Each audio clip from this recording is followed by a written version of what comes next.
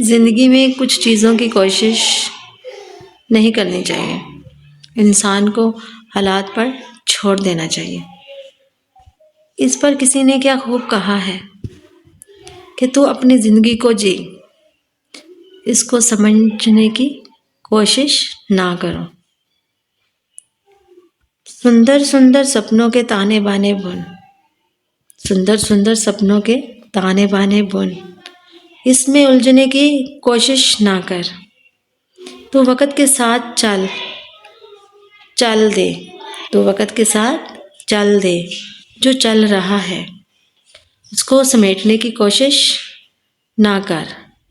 ہر چیز کو، ہر بات کو خود سے سلجھانے کی کوشش نہ کر۔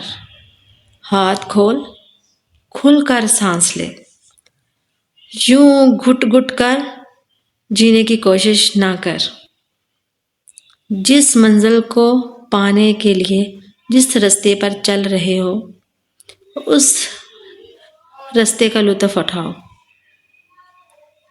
اس رستے پر الجھنے کی کوشش نہ کرو۔